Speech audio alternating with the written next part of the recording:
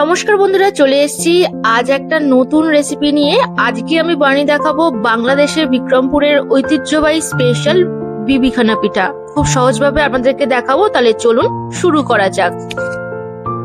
একটা হাঁড়িতে 1 লিটারের মতো দুধ জাল দিয়ে রাখছি, আর দুধটাকে ভালো করে ঘন করে আমি ফুটিয়ে নেব।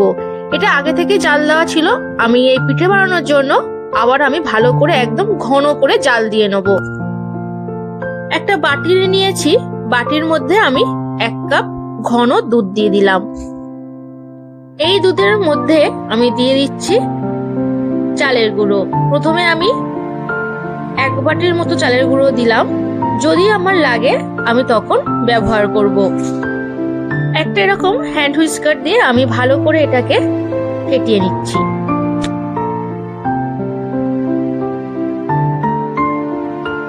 ফেটানো হয়ে যাওয়ার পর এর মধ্যে দিয়ে দিলাম 1 বাটি গুড়।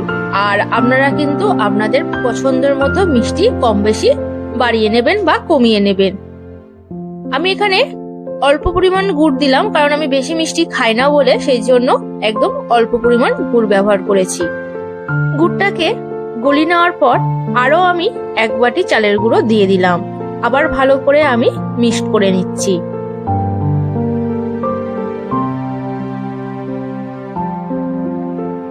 মোটামুটি আমি এখানে 2 বাটি চালের গুঁড়ো ব্যবহার করলাম, আর হাফ বাটির মতো আমি এখানে ময়দা দিয়ে দিচ্ছি। দিয়ে দেব পরিমাণ মতো নুন।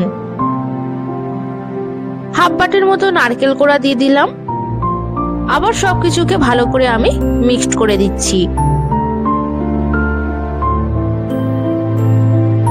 এটা ভালো করে মিক্সড করে নিলাম, আর ব্যাটারটা কিন্তু একদম স্মুথলি ব্যাটার হতে হবে। এবার এর মধ্যে আমি এলাচের গুঁড়ো আমি দিয়ে দিলাম। আবার ভালো করে আমি সবকিছু মিক্সড করে নিচ্ছি।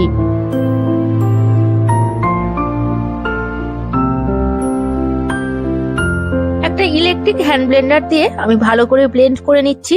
আর আপনাদের কাছে যদি ইলেকট্রিক হ্যান্ড ব্লেন্ডার না থাকে, তাহলে কিন্তু আপনারা মিক্সারেও ব্লেন্ড করে নিতে পারেন। আর মিক্সারে যদিও বা আপনারা ব্লেন্ড করতে না চান, তাহলে কিন্তু 1 থেকে 2 ঘন্টা আপনারা কিন্তু এই ব্যাটারটাকে রেস্টে রেখে দিলেই হয়ে যাবে। এটা হয়ে গেছে, এটাকে আমি সরিয়ে রাখবো।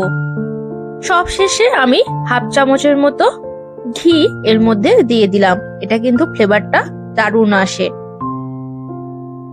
এটাকে ভালো করে মিক্সড করে দিচ্ছি। যে পাত্রে বিবিখানা পিঠাটা বানাবো, সেই পাত্রে আমি এখানে রেখে দিলাম। আর এই পাত্রের মধ্যে আমি 1 চামচের ঘি এখানে দিয়ে দিচ্ছি। ঘিটা একদম জমে গেছে, তাই একটু জাস্ট গ্যাসটাকে অন করে আমি গলিয়ে নিচ্ছি। ঘিটাকে দেওয়ার পর এবার ব্যাটারটাকে এর মধ্যে আমি ঢেলে দিলাম।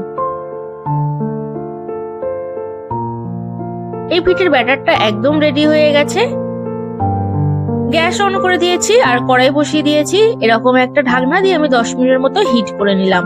হিট হয়ে যাওয়ার পর এবারে এই পিঠেটাকে, যে ব্যাটারটা আমি একটা বাটির মধ্যে রেখেছি, এই বাটিটাকে এবার কড়াইয়ের মধ্যে দিয়ে আমি লো ফ্লেমে প্রায় 1 ঘন্টার মতো আমি এটাকে কুক করে নেব।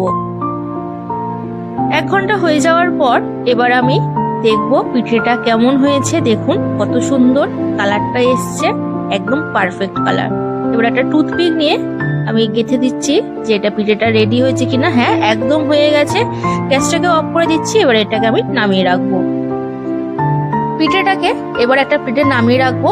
দেখুন কত সুন্দর লাগছে। আর এটা কিন্তু ছুরি লাগবে না, তাও আমি একটু ছুরি দিয়ে এরকম ভাবে করে নিচ্ছি, যাতে খুব সহজে এটা বেরিয়ে আসতে পারে।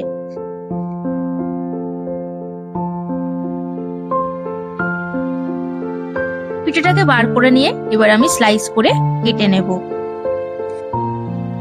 এই দেখুন, একটা স্লাইস করে কেটে নেওয়ার পর আমি হাতে দিয়ে দেখাচ্ছি কতটা সুন্দর হয়েছে, কতটা সফট হয়েছে। একদম কিন্তু শক্ত হয়নি।